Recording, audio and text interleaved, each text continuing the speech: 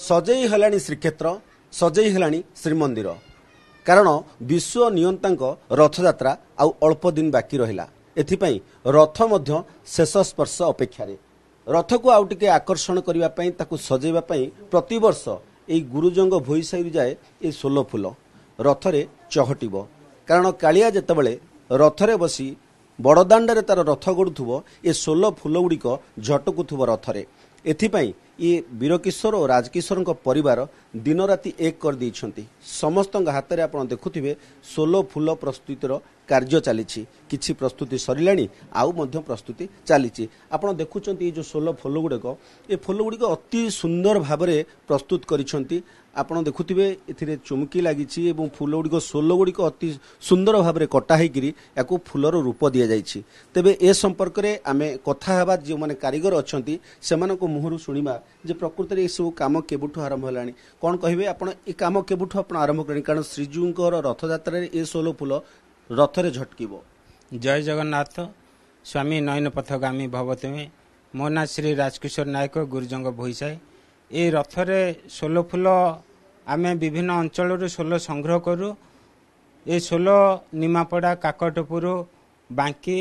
ए विभिन्न अंचल संग्रह कला पर ए 16 को आमे खरा काकर देई जेबे रथरे प्रथम रथ काम अनुकूल हुए सेबे ठारू आमर अक्षय तृतीया ठारू आमे ये 16 फूल काम आरंभ करूँ तेणु आरंभ कर अक्षय तृतीया ठू आरंभ कर नेत्र उत्सव आम कम शेष करूँ यही मझी जो 2 मास समय से 2 मास समय घरे निरामिष निष्ठार सहित घर परिवार सांगसाथी आत्मीय स्वजन समस्ते मिसिकी यही 16 फूल तैयारी करूँ तो तैयारी कला पर शेषु को मंदिर प्रशासन आमे 1999 मसीह रथ जेतेबेले देखिया को जाइथिलु रथ खाली पड़ीथिला सेही समय आमे जेहेतु गोटे 16 फूल कारीगर तेणु ए फूल किपरि लागिबो आमे मंदिर प्रशासन अनुमति भिक्षा कलु अनुमति देले पर 1999 मसीह अनुमति दवापाई आमे सांपुल देखलु 2004 मसीह अनुमति मिलिला। ये जो 16 फूल आपण माने प्रस्तुत करछंती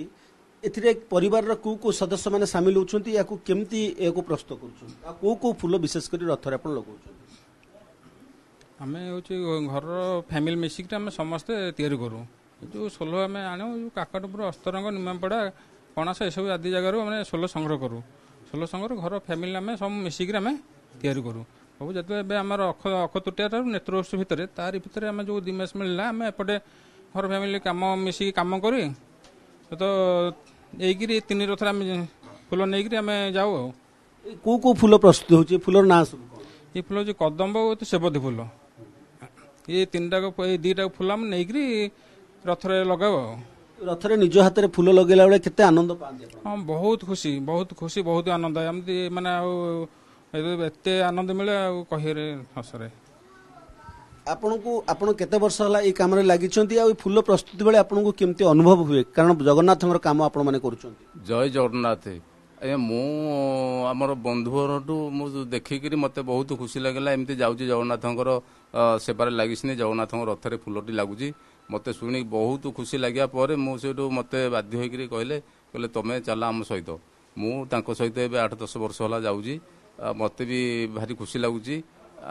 मु भी निजे शिखिकी भी जिनस तैयारी करी 16 संग्रह करी निजे तैयार करी आमर से एरिया भितर मुझे जमी जहाँ करने कथा दौची तेणु मुझे पूरी जावा 8-10 वर्ष होगला एम सागर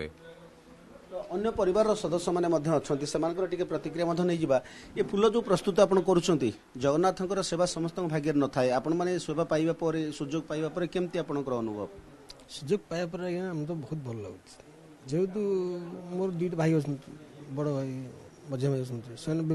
फूल काटुंट मुझे फूल काटुची फूल काटा आम 16 बहुत संग्रह करूँ आणु आना बेलू आमको कष्ट हुए कष्ट है भी तथा पैसा बहुत खर्च करुँ